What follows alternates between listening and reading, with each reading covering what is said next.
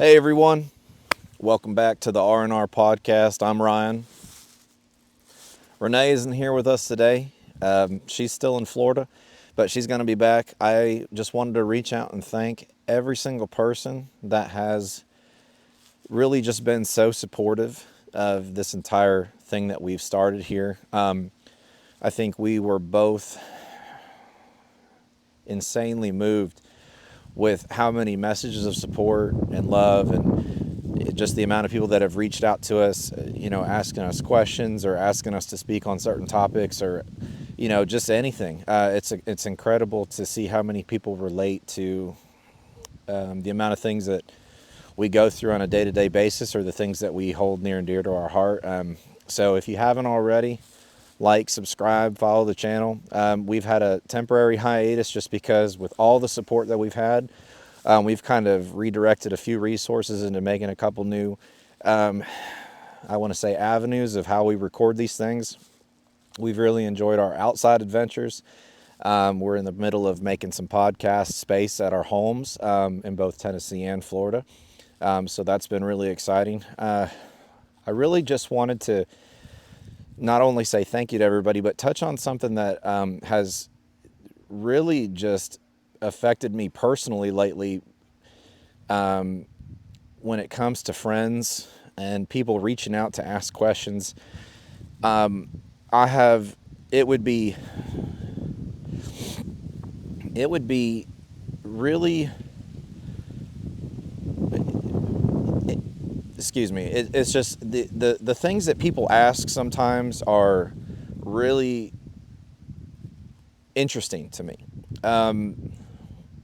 I'm not sure if it's because of the podcast or just the way that Renee and I talk about a relationship or what it is, but the amount of people that have felt comfortable to reach out and ask us particular questions has been great. One common theme that I've been seeing a whole lot show up in my inbox in both the YouTube channel or Instagram, Facebook, whatever, is people that are in the dating pool or have started dating somebody or in a new relationship like Renee and I. They want to know when it's best to talk about important things. And what I mean by important things is, I'll give you a couple examples. I had a friend this week that has been dating a particular guy. She's a single mom. She has a child. And the guy has just basically come out and said, well, I'm not really sure if, dating somebody with a kid is for me. And so the question that immediately popped up in my brain is, well, is that not something that has been discussed? It seems like it would be the first thing that's discussed, but it's something that they've avoided talking about, which is mind-blowing to me. They've been together almost a year. So to me, I'm sitting here from an objective standpoint, trying to be a friend, trying to be as neutral as possible. Not only do I think men that do those things are insanely weak or whatever the case may be, but you have to kind of wonder what is going on in the time that y'all get to know each other. What is going on between the time that you start dating to now? I think that people need to understand that dating is not for the cutesy shit. It's for the really hard, and I mean the fucking hard conversations, the tough stuff that matters.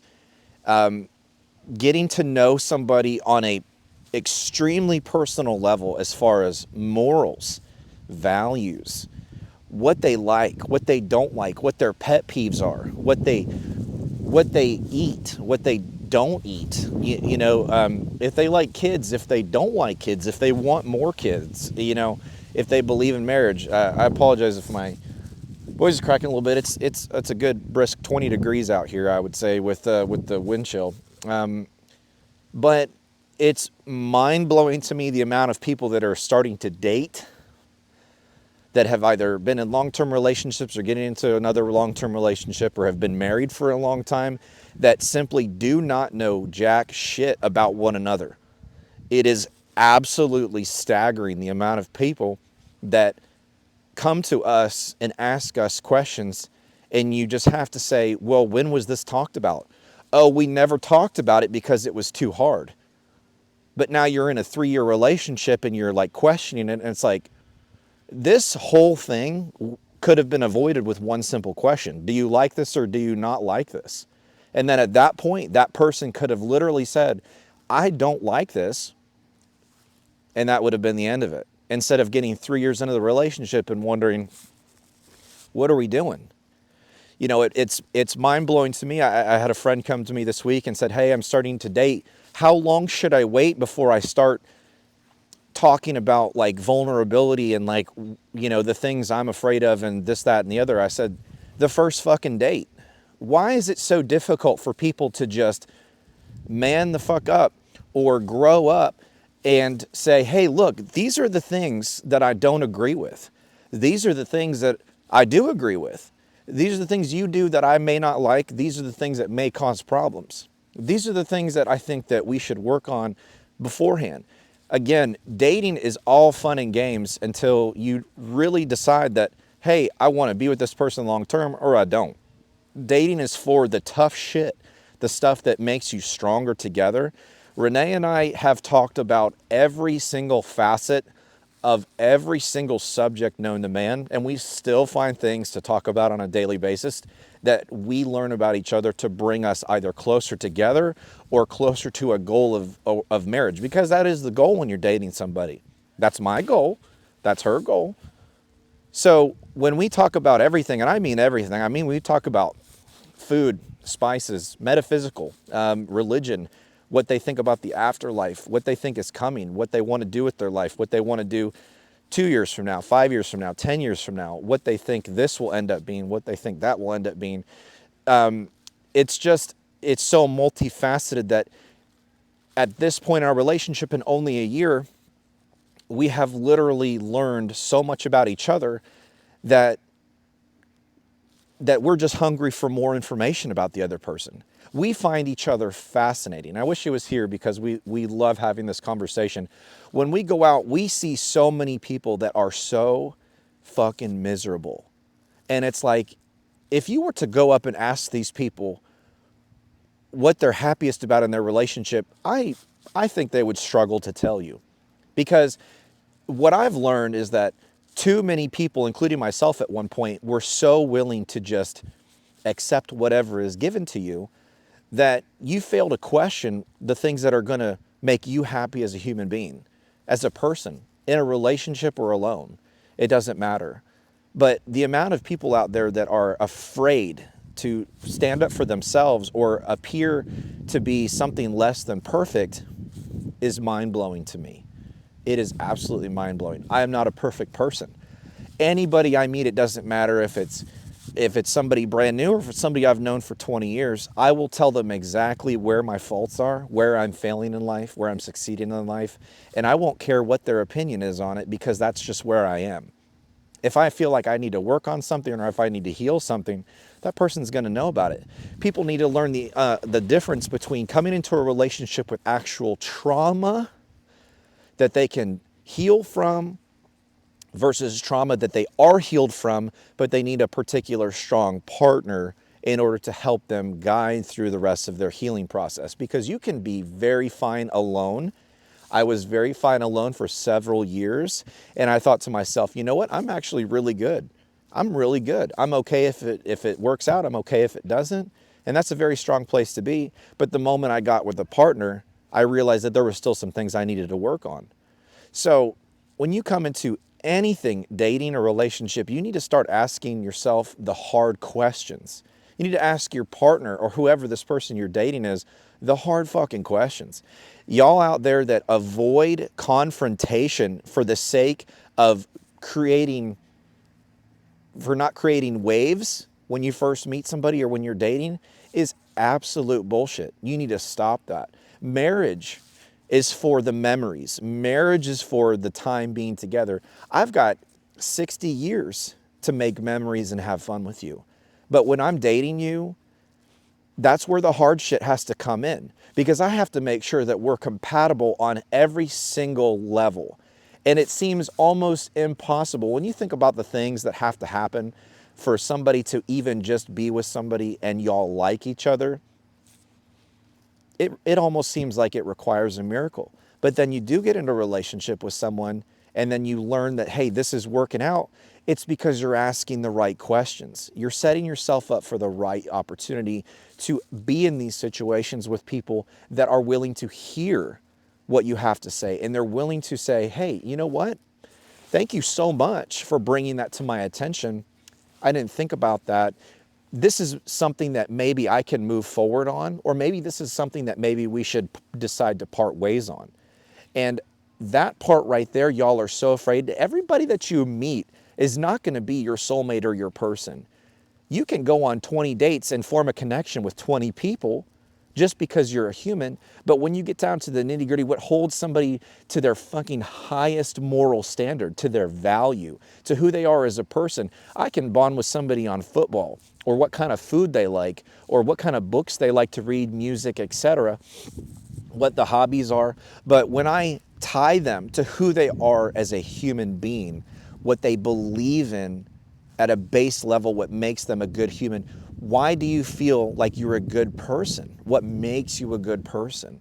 Is it the feeling that you expect some kind of divine reward at the end? Or are you just guided by a particular thing in your life that makes you feel like you need to be a good person? Does it make you feel better to be a bad person? Does it make you feel better to put people down or to lift people up? Does it make you feel a certain way to do anything? And if you're meeting people and you aren't asking the kinds of questions, the second, third, fourth, fifth level questions that allow you to get to that depth with someone, you're fucking up. Because you guys are setting yourself up for the worst of your own failures simply because you are afraid to go in a direction that makes you mildly uncomfortable, or potentially make someone say, hey, maybe that's not for me. But in the end, you wish they would have just voiced that in the beginning. It is not that hard. I should not have to have questions from people that have been in a relationship for 2 years asking a question about being in a relationship. Hey, my partner is doing this. That should have been a day 2 or 3 conversation. Why is this coming up 2 years into your relationship? Well, he just never brought it up. Blows my mind.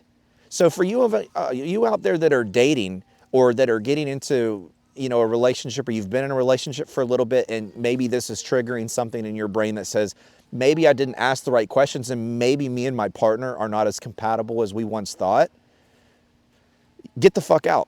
Go find something that actually suits you because you asked the right questions. You will always be in the right position at the right point in time when you put yourself there. Ask the questions that are going to lead you to the place that is going to be where you are most accepted. Renee and I accept each other on the deepest of levels because we have had the most in-depth, tough, nail-biting, nauseous, pit of your stomach feeling conversations in a relationship, because you really like someone, but there's always going to be a fear of loss. Maybe this conversation I have with this person leads to them not liking me, and that fear keeps you in it and keeps you from making waves. That's bullshit. You're not only sabotaging yourself, you're sabotaging that relationship, because a couple years down the road, couple months, you've wasted all this time, and then guess what? You found out that you actually don't like anything about this person. You don't even like the fucking person. You might love them, but you don't like them. These people need to be your best friend. These people need to be your confidant, your partner, somebody that you can be your ugliest self in front of, and they're just like, is that it? So for those of you out there that are too afraid to make that move into asking the right territorial questions that's going to put you in a better position, you need to learn to step up or take time for yourself to really develop the amount of courage that it takes to put yourself in a higher position of value, where you understand that asking these questions not only is going to keep your circle smaller, but it's going to lead you to the place that you're supposed to be. That's my little bit of the rant for the day. I love y'all with everything I've got. It breaks my heart when people come to me and ask me questions like this that are close friends or, anything. And I'm like, how are you guys just so comfortable wasting this amount of time in your life? When you could be out there they just think that it's impossible to find happiness. It's impossible to find happiness, and you've been struggling because you don't ask the right fucking questions. You don't have enough self-worth or self-value. You are afraid to hurt other people at the expense of your unhappiness. Stop. Put yourself first, always. Ask the questions that are going to make you the most comfortable. And I swear to God, you will be in a relationship or a position where you are the happiest you can possibly be. Because wherever that leads you is going to be the place that you are the most fucking accepted as to who you are on the deepest level imaginable. That's all I've got to say for today. I love y'all. Again, thank you so much for the support.